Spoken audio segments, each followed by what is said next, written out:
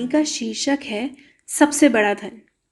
एक बार एक शक्तिशाली राजा घने वन में शिकार खेल रहा था। अचानक आकाश में बादल छा गए और मूसलाधार वर्षा होने लगी। सूर्य अस्त हो गया और धीरे धीरे अंधेरा छाने लगा। अंधेरे में राजा अपने महल का रास्ता भूल गया और सिपाहियों से भी अलग हो गया। भूखा प्यासा और थकावट से व्याकुल राजा जंगल के किनारे एक टीले पर बैठ गया। थोड़ी देर बाद उसने वहां 3 बालकों को देखा। तीनों बालक अच्छे मित्र थे। वे गांव की ओर जा रहे थे। जरा यहाँ आओ, राजा ने उन्हें बुलाया। बालक जब वहां पहुंचे तो राजा ने उनसे पूछा, क्या कहीं से थोड़ा भोजन और जल मिलेगा? मैं बहुत प्यासा हूं और भूख भी बहुत लगी है। बालकों ने उत्तर दिया, अवश्य, हम अभी जाकर लाते हैं। वे गांव की ओर भागे और तुरंत जल और भोजन ले आए। राजा बच्चों का प्रेम और उत्साह देखकर बहुत प्रसन्न हुआ। राजा बोला, प्यारे बच्चों, तुम जीवन में क्या करना चाहते हो? मैं तुम सबकी सहायता करना चाहता हूँ। कुछ देर सोचने के बाद एक बालक बोला, मुझे धन चाहिए।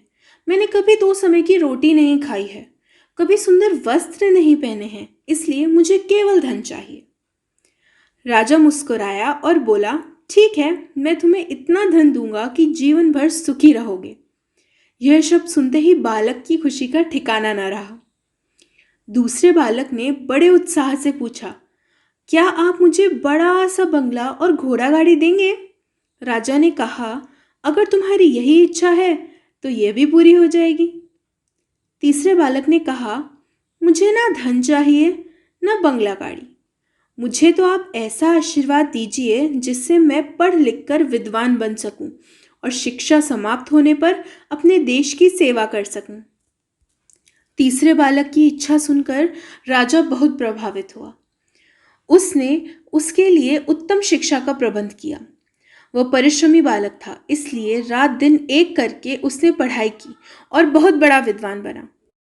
समय आने पे राजा ने उसे अपने प्रदेश के मंत्री पद पर नियुक्त किया।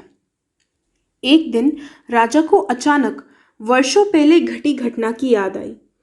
उन्होंने मंत्री से कहा, वर्षों पहले तुम्हारे साथ जो 2 बालक थे, अब उनका क्या हालचाल है? मैं चाहता हूं कि एक बार फिर मैं एक साथ तुम तीनों से मिलूं, अतः कल उन्हें भोजन पर आमंत्रित कर लो। मंत्री ने दोनों को संदेश भिजवा दिया और अगले दिन सभी राजा के सामने उपस्थित हो गए। आज तुम तीनों को एक बार फिर साथ देखकर मैं बहुत प्रसन्न हूँ। इसके बारे में तो मैं जानता हूँ, पर तुम दोनों अपने बारे में बताओ, राजा ने मंत्री के कंधे पर हाथ रखते हुए कहा। जिस बालक ने धन मांगा था वह अपना रोना रोने लगा। राजा साहब, मैंने उस दिन आपसे धन मांगकर बड़ी गलती कर दी। इतना सारा धन पाकर मैं आलसी हो गया और बहुत सारा धन बेकार की चीज़ों में खर्च कर दिया। मेरा बहुत सा धन चोरी भी हो गया और कुछ एक वर्षों में वह वापस उसी स्थिति में आ गया जिसमें आपने मुझे देखा था। बंगला गाड़ी वाले ने भी दुखी होकर अपनी व्यथा बताई। महाराज, मैं बड़े ठाठ से अपने बंगले में रह रहा था, पर वर्षों पहले आई बाढ़ में मेरा सब कुछ बर्बाद हो गया और मैं वापस उसी स्थिति में आ गया। उनकी बातें सुनने के बाद राजा बोला, इस बात को अच्छी तरह गांठ बांध लो, धन संपदा सदा हमारे साथ नहीं रहती, पर ज्ञान जीवन भर मनुष्य के काम आता है और उसे कोई चोरी भी नहीं कर सकता। शिक्षा ही मनुष्य को विद्वान और बड़ा आदमी बनाती है, इसीलिए सबसे बड़ा धन विद्या ही है।